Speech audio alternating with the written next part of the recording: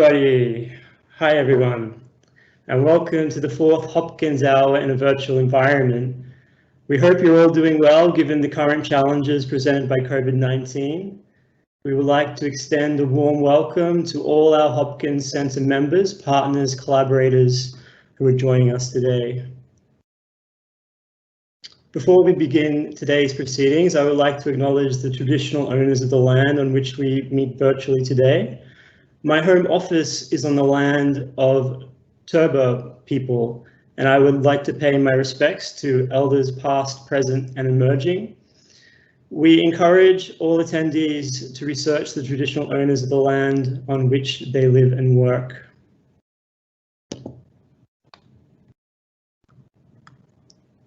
For those of you who don't know me, I am Dr. David Painter, a cognitive neuroscientist by training, research fellow at the Hopkins Centre and co-lead of the Beehive flagship project, exploring virtual reality software and hardware in the rehabilitation setting. I am your host and research presenter today, and I'm joined by my esteemed colleague, Dr. Camila Shirota, Advanced Queensland Fellow and Research Lead at G.tec, and invited guest speaker, Mr Micah Ching, Business Manager at G.tec Neurotechnology Hong Kong Limited, as well as the event team manning our question and answer function. Just a few housekeeping items. If you do experience technical difficulties, please feel free to put a question in the Q&A function, which is on the right toolbar. Mikala Kerr has put up a few reminders for people in there, and one of our team members will try to assist you if possible. Internet connections obviously will vary in this environment. There may be a delay, they say between 7 and 10 seconds, or it could be more. For you on your end, it is seamless. So although you may be on a delay, it should not buffer to the current time frame, so you won't miss anything. If you have any technical trouble or a need to leave the event, we are recording, so feel free to do so.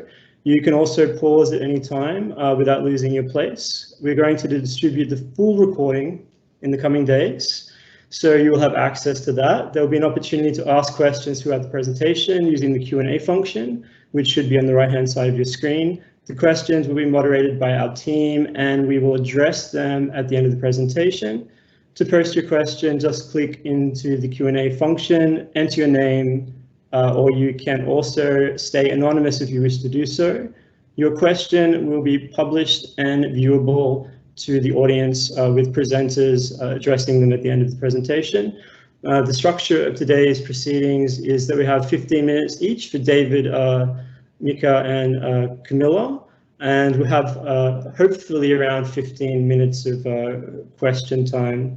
So without further ado, I will present our first speaker, myself, and I'm going to be telling you a little bit about virtual reality.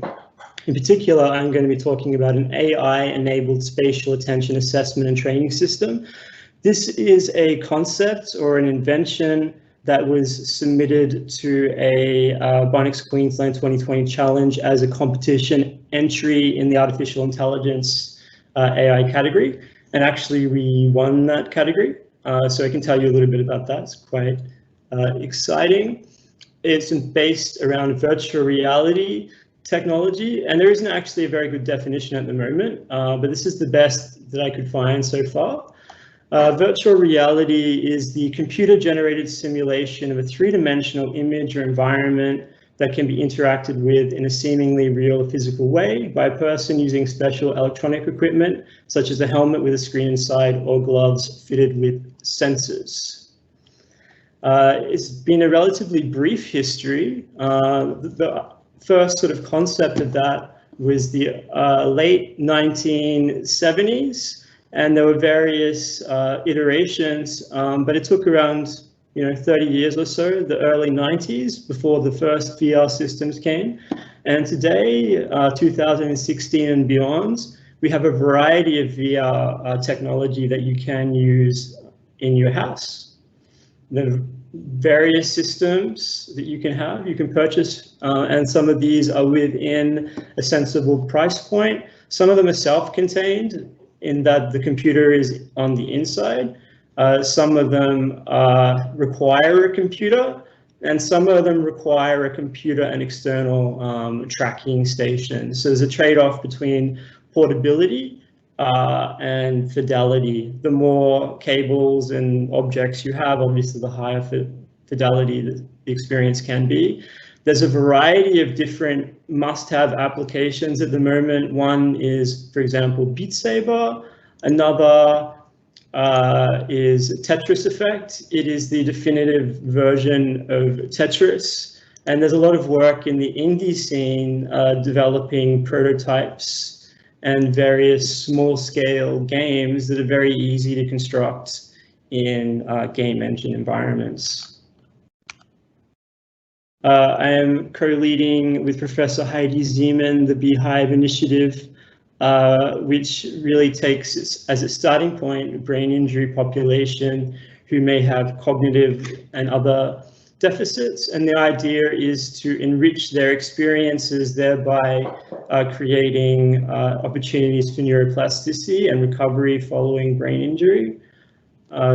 And virtual reality is actually one of the most promising technologies in that space. Person wears a headset, allows us to capture motion, allows us to track attention. We can play games, we can do experiments, we can tap basic cognitive abilities like memory, attention, learning, cognition at a level directly relevant to everyday life and everyday behavior. So this invention that we proposed was part of a Bionics Queensland Challenge 2020. Bionics Queensland are a local non-for-profit that try to accelerate growth of Bionics technologies in Queensland. The most famous Bionics technology is the cochlear implant, and there's various other things you can do in the domain of, say, exoskeletons, brain-computer interfaces, and so on. We submitted to the third category, AI-enabled bionics. So we proposed to integrate virtual reality with artificial intelligence, machine learning approaches, which is a way to understand and analyze patterns of information in data. We won $50,000 that we're about to spend, and we were featured on the news, so that was pretty exciting. So the invention is all around the concept of spatial attention. It's a fundamental cognitive ability. It allows you to find objects in cluttered environments. For example, imagine you're looking for your keys on the desk. You can search various locations on the desk in turn, and spatial attention allows you to perform those detailed searches in those locations. That is, of course, unless you have an injury to the brain, you can have spatial neglect, and with spatial neglect, this is a difficulty paying attention to objects on the left side of space. So in that case, your search for the keys may look something like this. You can only see objects on the right-hand side, or more accurately, only pay attention to objects on the right-hand side. It's associated with a series of right hemisphere brain networks that we know are important in attention, particularly in the parietal lobe, which is important for representation of three-dimensional space. Here is a person with neglect, and as you can see, they're looking towards the right side. It's as though the left side of the world doesn't exist for them. In clinical settings, rehabilitation units and hospitals, for example, neglect is assessed using pen and paper tests. Here is an example. The person may be asked to draw a clock. And if the person draws a clock like this, with numbers all on the right-hand side, you can conclude that this person has neglect. It's as though the left side of the clock doesn't exist. There are a variety of these different pen and paper tests, and they all have limitations. Particularly, they can't measure neglect severity, they cannot detect some cases, and they can be cheated by the patient, for example, by rotating the page. That's why we proposed a so-called attention atlas. It's a virtual reality concept for measuring attention in three-dimensional space. The person wears a VR headset, they use a controller, they're looking for objects in the visual field. We present some letters here. The person's task, for example, may be to find a T among L's. And we can present those objects systematically around the person and measure how the person pays attention to their surrounding three-dimensional space. This is an example of what it looks like from the first person perspective. There's a Q indicating the person is to find a T, and the person is using a hand controller to indicate the selection. And they're looking around here until they find a T. This is me, expert performance. I'm doing this incredibly fast, but you can imagine that if you have a brain injury, it may unfold much more slowly. But while the person is doing that, we can measure attention using the headset, the eyes. We can measure where the eyes are looking. We can measure where the hand is pointing. And if we do so, that creates attention maps. Here's an example of an attentional map from a person with hypoxic brain injury without neglect. And as you can see, these dots reflecting episodes of momentary attention are distributed over time across the virtual space, thereby indicating even attention to left and right.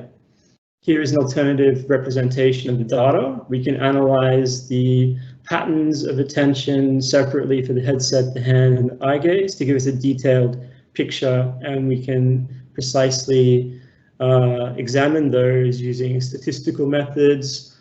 For example, in the case of neglect, it's relevant to ask if there's a left-right symmetry, because you predict a left-right symmetry, but you can also look for vertical symmetries, for example, and the overall distribution across space. In addition to the attention atlas, we can combine that with a cognitive prosthetic. The attention atlas measures cognitive function. We can design scenarios. Sorry, my scroll wheel is super sensitive today. We can combine that with scenarios designed to improve the person's attention. Here's an example of a person wearing a VR headset, and they're in a driving game that we can modify the parameters to enhance the ability of the person to pay attention in a dynamic real-world driving situation. It's pretty fun. Here's an example of the first-person perspective. So a highly simplified environment, but somehow compelling in that just a few simple cues create the essence, I think, of the driving experience. The idea of an AI-enabled spatial attention assessment and training system would be that you are able to train attention repeatedly using the driving task and to assess attention using attention atlas, for example, before and after the driving test. And we can use artificial intelligence in fancy ways to predict how the person is paying attention in real time during driving and to adjust the driving scenario to enhance episodes of attention that are helpful and to minimize those that are unhelpful for the person. The challenge of the competition was to propose a business model and do some market research. The relevant people who may be interested in this may be clinicians and brain injury survivors. In Queensland, there are 77,000 stroke survivors, 26,000 with disability, about 1/3 with neglect, and 15 stroke units in public hospitals. There are different ways to expand a business. One would be to focus on big data acquisition. That would be something like sending AI VR systems to different rehab units and using AI to analyze the emergent data patterns.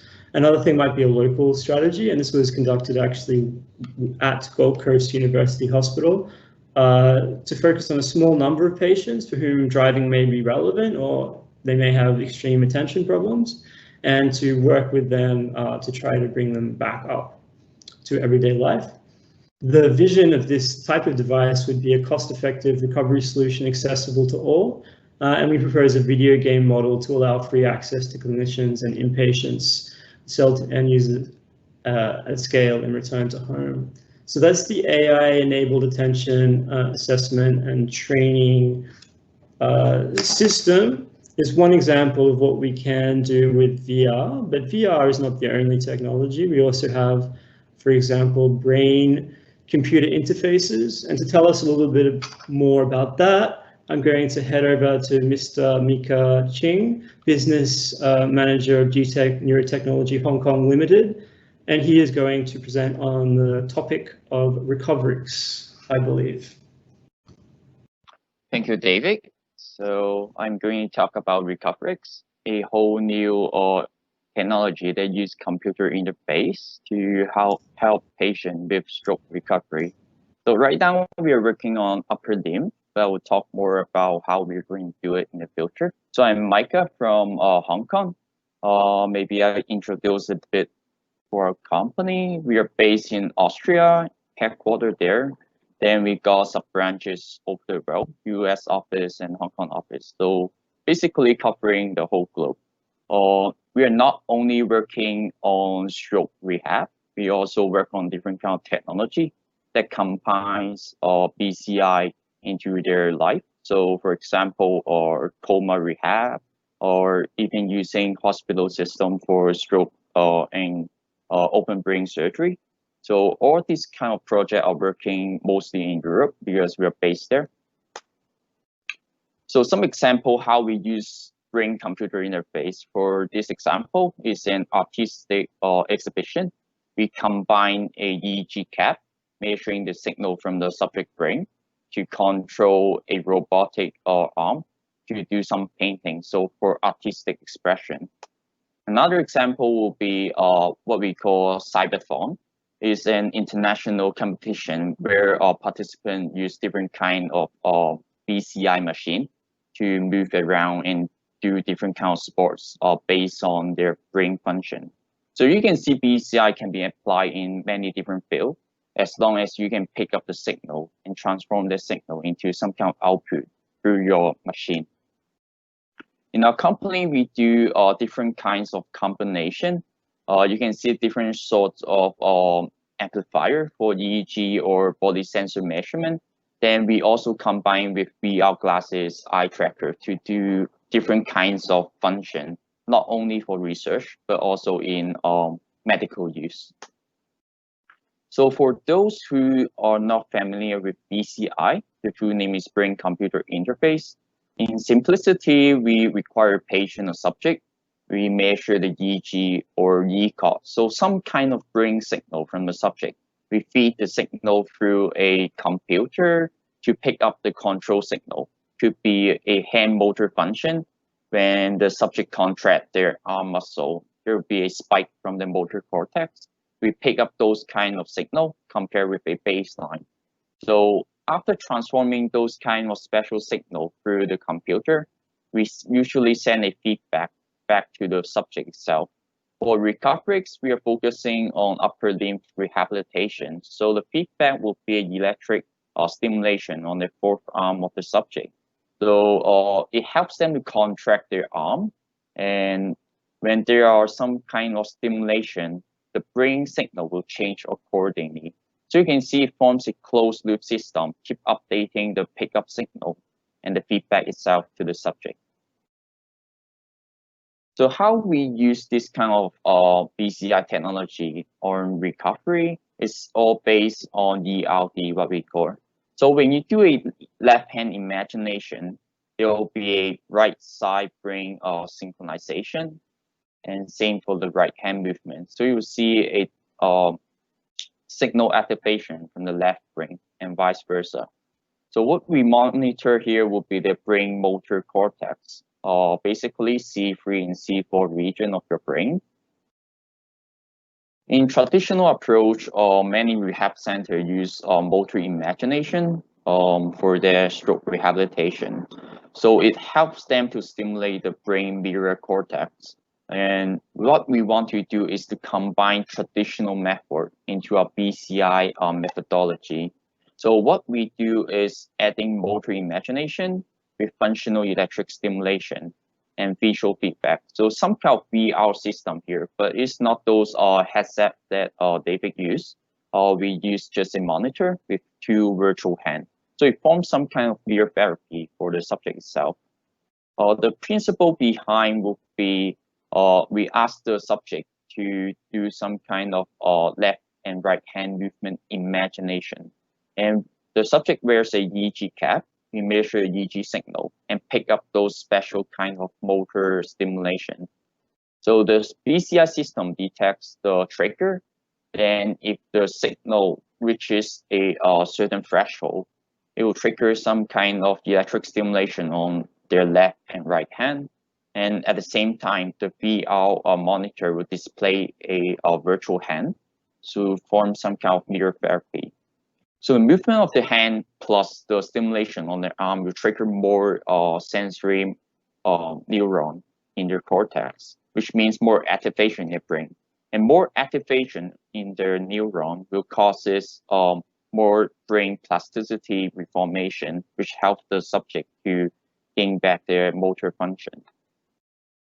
If we view it visually, we monitor the brain motor cortex. So upper limb will be around this region, lower limb more in the central, or we monitor C3, C4 region.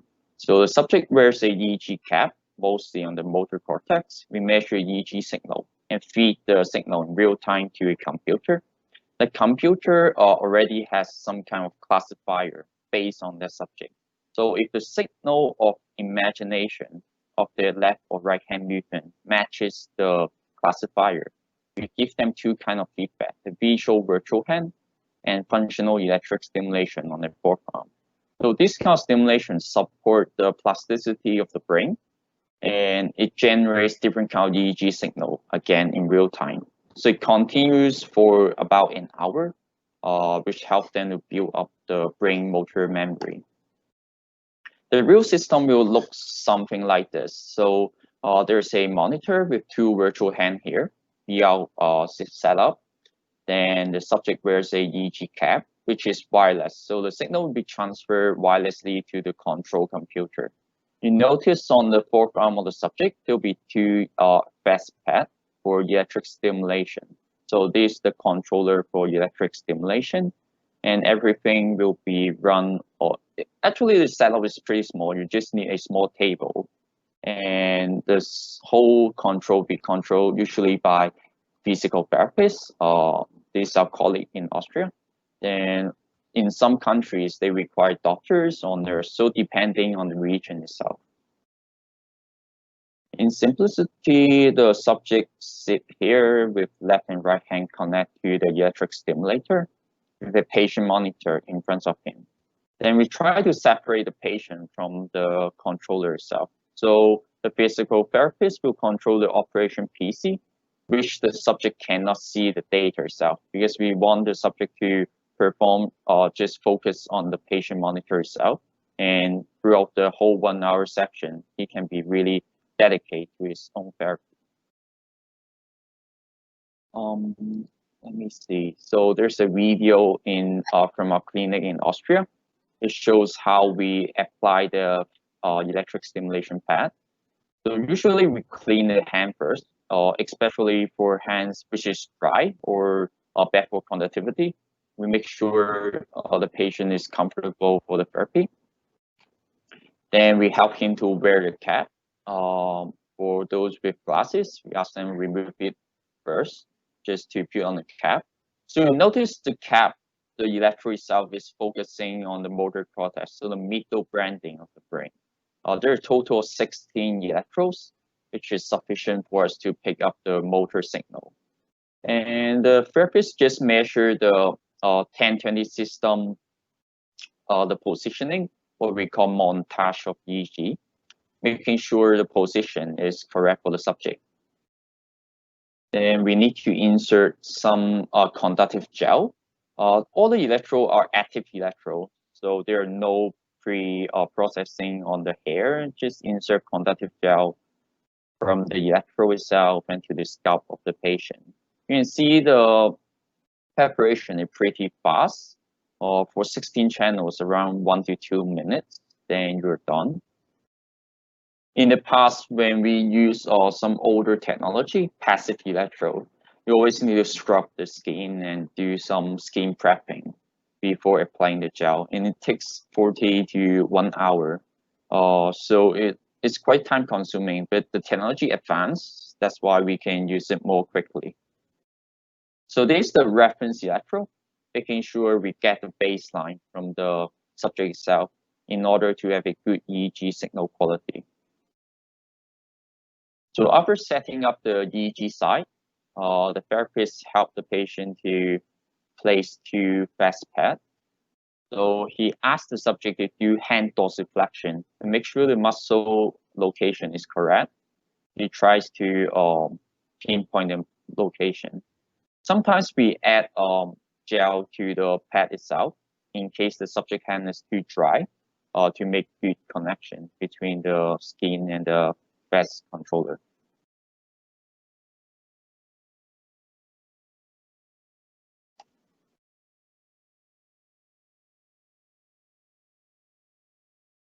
So after placing the pad, we can actually tune the electric stimulation based on the subject performance. So right now, the therapist is increasing the current to see if the electric stimulation is strong enough for hand dorsiflexion. Of course, we do not want to overexcite the subject itself. So making sure the subject is comfortable, but at the same time having some kind of hand constriction so that their neural cortex can be activated.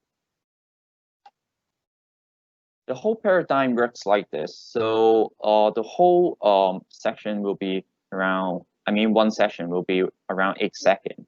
After 2 seconds, there'll be a beep sound from a computer, kind of like attention seeking for the subject. And the computer asks the subject to perform left or right hand motor hand dorsiflexion. We try to ask the subject to perform for around 8 seconds of imagination. If this kind of EEG signal matches our classifier, we give them the visual feedback and the muscle stimulation from the fastballs.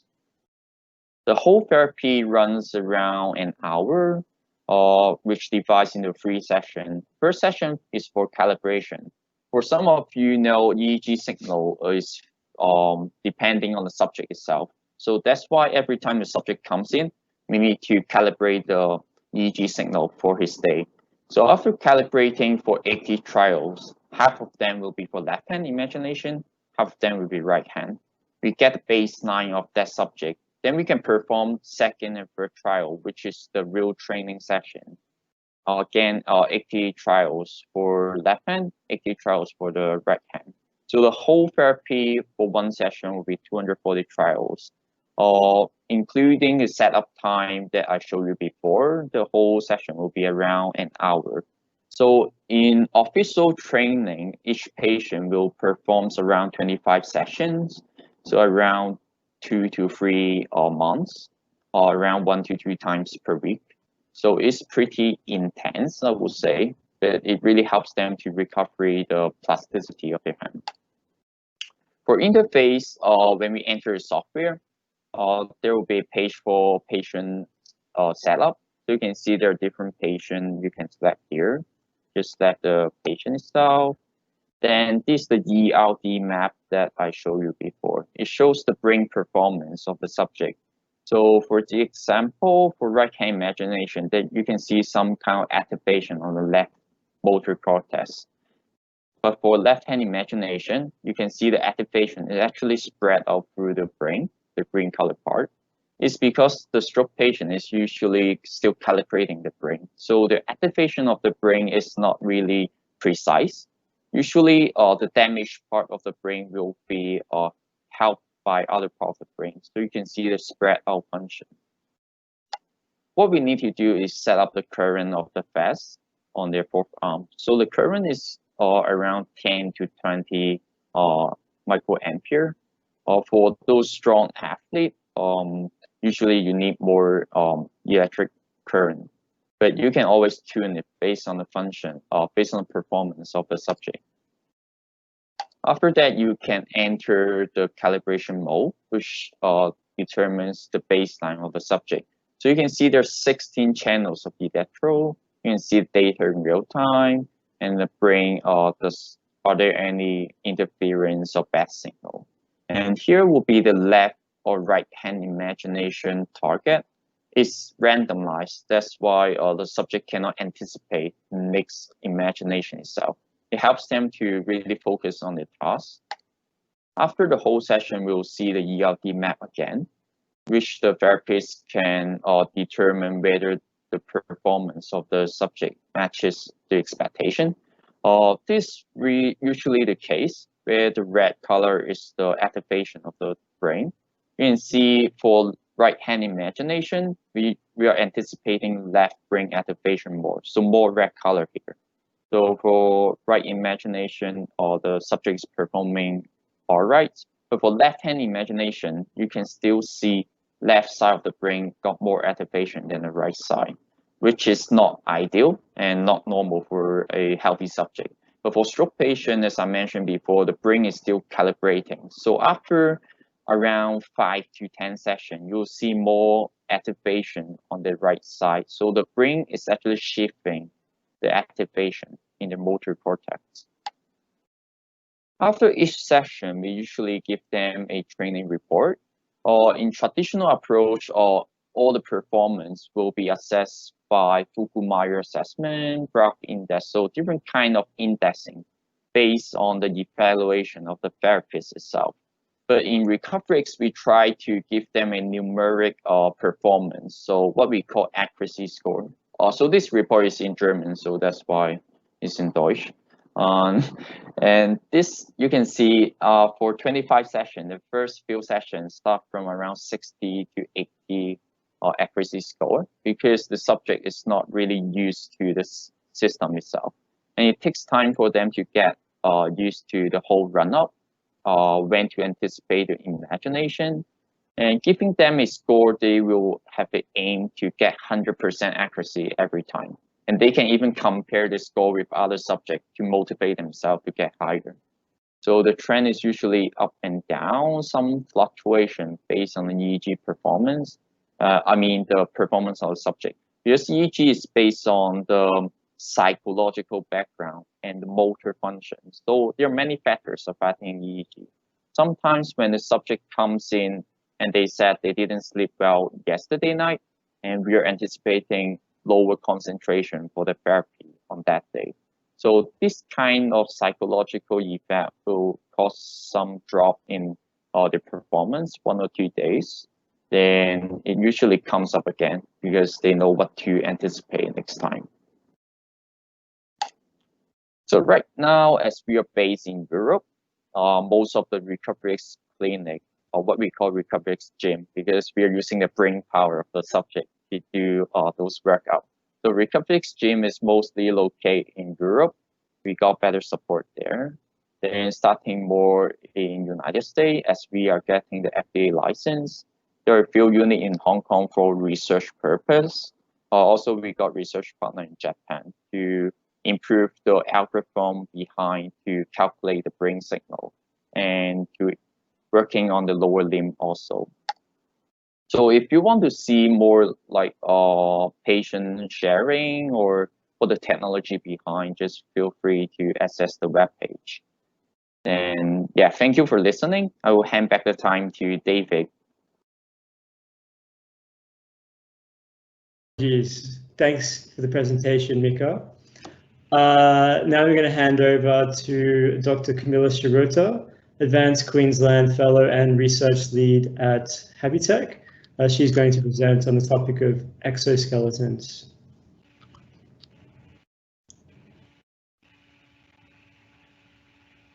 All right, can you guys hear me? Thanks. Great. Hi, everyone. Good afternoon, and thanks for joining us today. As David said, my name is Camila.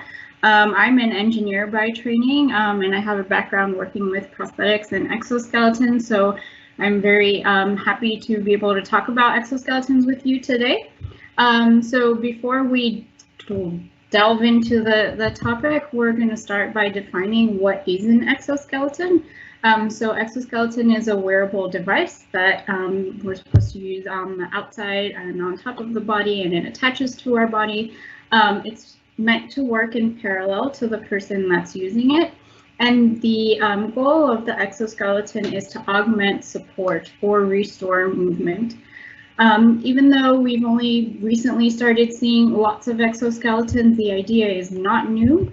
The first patent for an exoskeleton you can see up on the top right corner is from 1890. So we've been wanting to make devices like this that can support movement. And one of the reasons why you'll see that it's a growing field Just a caveat, this isn't for just exoskeletons, it's about robotics and VR or other technologies being applied to rehabilitation, but kind of the message is the same, that a lot of this research or a lot of this work has been pushed by developments in technology, and we're now able to do a lot of things that we weren't able to do before. What does that look like in exoskeleton space? So this is, I'm going to focus mostly on commercial devices, so things that you can go out and buy. There's a range of applications. Probably the very earliest ones were military devices. So these were made to help people carry big loads for long amounts of time. We've seen recently this coming out consumer grade devices. So an example is that the ski one right there in the middle, Roam Robotics. There are quite a few that are made to support people that want to go skiing and try to ski for longer. One area that's been growing a lot in the past few years are industrial devices. So you can see, for example, the one on the very first one there on the left is from Lockheed Martin, and the idea of this device is that it's taking the load that's in the arms or high up over the head, and it's transmitting that all the way to the ground. So this is to help decrease fatigue. And another big application in industry is the one that you see in the middle, Oxivo. So a lot of devices are looking at trying to prevent injuries in workers so that they can work for longer amounts of time, and also prolong the number of years that people can continue working without having to get injured or have to go rely on injury-related issues. Medical is one of the biggest ones traditionally. We're going to focus on those today. You can see some examples there on the far right, so I'm not going to talk too much about it because I'm going to talk about that later. And the last kind of big application area is in research. I'm really not going to touch too much on that one today, but a lot of what we do in research with these robots is trying to use them as ways to learn more about how we move our bodies, be it motor control, how we learn how to move, but also in neuroscience. And then, of course, education is another big application.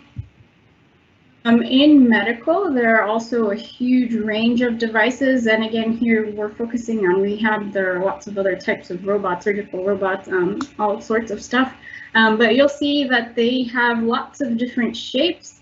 They attach to different body parts, and all of this is related to the end intended use of the robot is. So if you have the device in the middle, the Locomat, I think almost anyone in rehab knows that device. Was the first rehab robotic device, and it's big and it's heavy and it's fixed. And the reason why is because it's meant to help people that have very poor walking function to be able to get some therapy to start walking. So to be able to deliver that type of function, it kind of was designed in that way. That's very different, for example, to the Honda device that's right next to it. You can see it's very small. It only attaches to the hip, and the only thing it's trying to do is support hip movement so that people can more freely move outside. Similarly to that, the idea of being able to give people the ability to move outside is the Rewalk on the far left. You can see there that the person can walk outside, but the trade-off there is that the person has to share balance control with the device, so that's why they have to use crutches. And that was something that, for example, the Rex on the far right, they kind of decided to do it in a different way. It's big, it's clunky, it's not meant to be used to kind of walk in your environment, but rather kind of restricted mobility inside of the house, but the advantage is it balances by itself. And at the same time, it helps free the hands of the person that's using it. So there are lots of trade-offs, and the fun thing is, there are lots of different exoskeletons to fit lots of different purposes. And then finally, up on the top corner, you'll see there are, of course, upper limb and hand devices. I won't talk about them too much, but it's not for any reason in particular other than all the topics that I'm going to talk about today kind of apply equally for both. Within medical devices, exoskeleton devices, we divide them in two big groups. One is focused on clinical use, and we're talking about therapeutic devices. And the other one is for personal use, where the devices are really focused on just providing assistance. And one of the big reasons we divide it like that is related to safety. So clinical devices, for example, you can predict what type of environment you can be in, or you can expect a very controlled environment where the robot is going to operate. You always have therapists that have to go through formal training, so they know how to use the device, they know how to adjust the device, and they know what to do in case something happens. And in case something does happen, you have access to a third person there to be able to help the user. And ultimately, it's all about remembering that it only takes one bad event for the user to lose confidence on the device, the clinician as well, and then also the companies, they become liable for all sorts of injuries that could happen. So to address that, of course, we have medical device certification. These are examples. I literally just copy pasted them from the websites of the companies that commercialize these devices. And you'll see that they're very, very specific about who the intended user is, what the how they're supposed to use it, or who's supposed to be there with them. And it's also very explicit about what it's not intended for. So if you look at the top paragraph, the last sentence says the Indego is not intended for sports or stair climbing. Medical device certification is also very complex. So depending on what part of the world you're in, you have different regulations, you have different regulatory bodies. So, for example, the other two snippets are from the EXO. There's different uses for the US and for the EU, and that also helps explain sometimes why some people have access to some devices and some parts of the world don't have, because you have to be able to get this regulation wherever you want to operate. Related to that explosion that we saw in the other slide, one of the big technological challenges for exoskeletons is being able to move the devices, and that's a trade-off that we have in engineering. So usually the more power or the stronger your motor or actuator is, the heavier it is, and this is really, really critical for hand devices, and that's why I put those pictures there. So you can see the hand of Pope, it's very big, it's very clunky, but it's very strong, versus something like the hand EXO from the Relab. It's much smaller, the interface is much nicer, but at the same time, the amount of force that you can get out of there is much smaller. The graph on the side kind of shows you that we don't have a huge range of devices that we can rely on, but there are lots of research in that direction of trying to develop more lighter and more powerful devices that also don't consume too much energy. One of the biggest challenges in exoskeletons is sharing the control between the robot and the user. So if you imagine here, for example, you have a spectrum of different users, from somebody that needs a lot of support on the left all the way to an independent walker that just needs a little bit of support at specific points of the gait cycle. How to manage this different, being able to tailor to each person how much support they need, and also being able to have the robot provide the support and figure out by itself is a challenge. And there are lots of people doing research in that as well. So for example, here again, we go back to the Locomat. On the top there, you see two virtual legs moving. The blue trajectory is the desired trajectory, and the orange is the one that the patient is doing together with the robot. And it's running what's called an assisted needed algorithm. So if we look at the amount of support that the robot is providing over time, so we can make these graphs. So you see the robotic assistance at different points of the gait cycle And as the number of steps change, and what you can see is that in the very beginning, you have a lot of support that's provided in the entire gait cycle. And as time goes by, you can decrease the amount of support that's provided, but that is still depending on what point of the gait cycle the patient is in. And lastly, the Locomat in particular can also provide different amounts of body weight support, so you can also see how that changes over time. And just for reference, if you compare it to a non-ambulatory spinal cord injury patient, you can see the assistance also goes down, but the shape is different depending on where you are in the gait cycle, and also the amount of weight support that needed to be provided was relatively high. That's only one example of how the robot and the user have to interact. It's not only for target movements, but it's also for balance control, for tasks. So deciding, do you want to get up from the chair? Do you want to kick a ball, or do you just want to walk around? How to negotiate different terrains. So we're talking about overground walking, stairs, ramps, or walking over gravel or grass.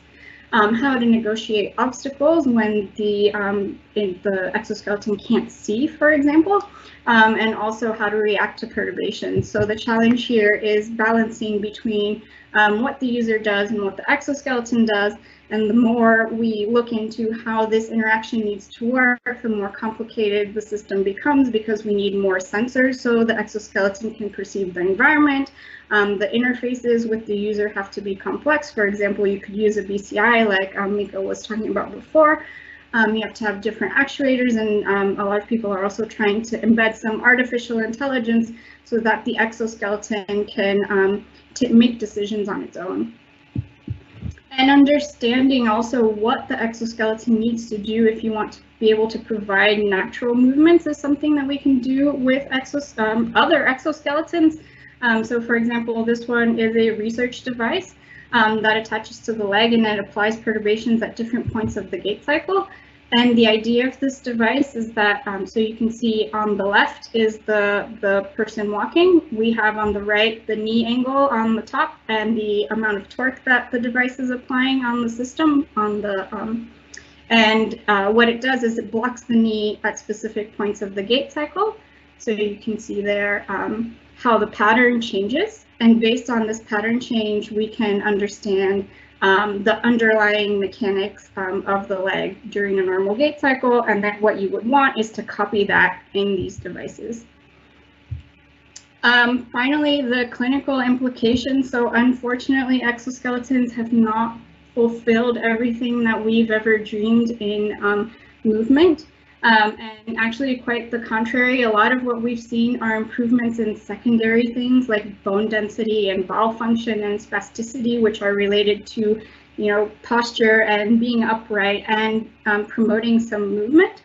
And one of the difficulties is really kind of shown in this piece of text that I extracted from one of the most recent reviews on robotic therapy for stroke, that says that it might improve their activities of daily living, arm function, and arm muscle strength, but the issue is we have to take that with a grain of salt, because there's huge variations between the trial and intensity, duration, amount of training, the type of treatment, the participant characteristics, and the measurements used. So just talking to all of those parameters that I've kind of very superficially hit on, is that it's really hard for us to make hard conclusions just because there's so many parameters that we can change, and how that really affects the outcome that you have. So hopefully the take-home message from me is that this is a huge area. It's really growing really fast. There's lots of potentials. We have really high expectations for these devices, and they're very complicated. But hopefully what I would like people to take is that they're only tools that enable different types of interventions, and what we should be doing is not judging exoskeletons as a whole, but rather looking at them as ways that we can achieve different goals. And I leave you with a video of the Cyberthon that Mika was talking about earlier. This is the leg exoskeleton race, and so you can see how people are managing different obstacles. Thank you. Fantastic. This leads to the last section of our time together today, question and answer. So we're going to have some time for that. If you haven't put a question into the Q&A function on the right-hand side, we now welcome you to do that. There's a slide up now, and all of the presenters will be ready and unmuted to answer some questions now. I'll start. We have a question from Robin, which is about VR. How soon post TBI can you use a VR headset? So a person has a brain injury. How long do you need to wait after the injury for the person to be able to use the VR? Actually, I think that depends on the individual person. They need to have some awareness about them. To tell you a sort of case example of a gentleman that we tested. We had him about 2 months post TBI. That was actually the data that I presented in the talk, and he had a lot of fun. And he said he wished that he could have done it earlier on. And the idea of earlier on might be that there could be a critical period in which the brain is maximally plastic to recover faster. But the nurses there had a slightly different opinion, and they suggested that he wouldn't have been able to perform the task. He didn't know where he was much, so it would be hard for him to do that kind of search task. But it's worth pointing out that in those situations of the person not being completely in the faculty, that it may be possible to use more passive scenarios and to measure attention passively in that case. You know, we can take you to the beach, and while you're doing that, we're going to be measuring your brain activity via the virtual reality attention mechanism. We have a question here. I hope that answers your question. We have a question from Francis. This one is from Mika. BCI use, is that impacted by people's ability to visualize? I guess what you mean visualize is their ability to imagine the hand movement. It does help if the people has a more higher cognitive function. So some of our inclusion exclusion criteria is related to cognitive function assessment. So it's the best result if the subject has a higher cognitive ability to visualize and concentrate on the task. Of course, some people have difficulty on that. And in such cases, we use different kind of motivation. For example, putting a bottle of water in front of the subject and ask them to try to grasp the bottle in front of them, which might help them to visualize such imagination movement on the brain. And another example would be ask them to imagine not only hand dorsiflexion, but they can try to imagine like handling a basketball, like patting the ball itself. Such kind of upper limb imagination will also trigger motor function signal. So it also can be feedback to the BCI system itself. Here's another question for Mika. This is actually my metamorphosis of a couple of anonymous questions. So can you use BCI on the lower limbs? And is Recoverix being used simultaneously on both the affected limb and the unaffected limb? Okay, both of these questions are the most popular ones during my talk. So we do use a bilateral method for Recoverix because we did some research and there are other papers published outside saying bilateral training for limb improvement is actually has a better effect than lateral method. It's because the brain activation need to be calibrated not only from a single side. As I mentioned before, there are EEG signal from also the healthy side. So by doing bilateral training, you are helping the brain to stabilize and reactivate the whole brain region instead of a single-sided region. As for lower limbs, we are already doing research on it and developing an algorithm for separating the EEG signal from the lower limb. The challenge here is lower limb motor cortex is at the central of our head, which is a really small area for EEG signal pickup. So we need really precise algorithm in order to pick up the signal for a better BCI methodology. Okay, here's a couple of questions for Camila. The first one from Harvey. Does the excessive use of exoskeletons lead to muscle skeletal weakness? That's a good question. I have not heard of that this far. I think a lot of the use in exoskeletons so far has been for supporting people with spinal cord injury to walk, and that's actually been the contrary. So from no activity at all to some activity, we see positive effects, especially related to spasticity. Here's a question from Robin, more of an engineering field.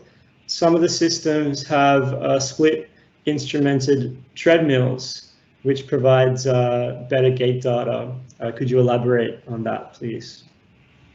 Sure. I mean, I guess one of the biggest benefits of split belt that we know in rehab is for stroke. So you can change the velocity of the belts for each of the legs. And for sure, I think there's lots of parameters that we still haven't explored, and that's kind of the fun of exoskeletons, is that they've also been opening more questions of basic science that we get to explore as well. Here's another one for you while you've got the mic on. We've got 2 minutes left, yeah. I think we can do this. Maybe not. If you keep asking questions, we could be here all day, but here's one from Delina. Exoskeletons, maybe we should market them as exercise devices rather than assistive devices. I think that clients who use them as, who think they might be assisted devices might be disappointed. I think there's both. Definitely the therapeutic devices are, well, you could see them as exercise devices as well. Assistive is more in the phase where you're not doing therapy anymore and really to try to replace functions that are completely lost. There's a couple of questions about VR, and I think we might just answer these and we'll leave it there and thank everybody for their time. And to point out that if you do have further questions for any of our speakers today, that you can contact us directly and we can provide you with more information should you require. So there was one about driving from Kathy. Driving program for training and attention and neglect. Have you used this with patients, and do you currently have medical clearance to drive? Do you have any issues with this? This is something that we're actually in conversation now with clinicians, exactly how to go about this.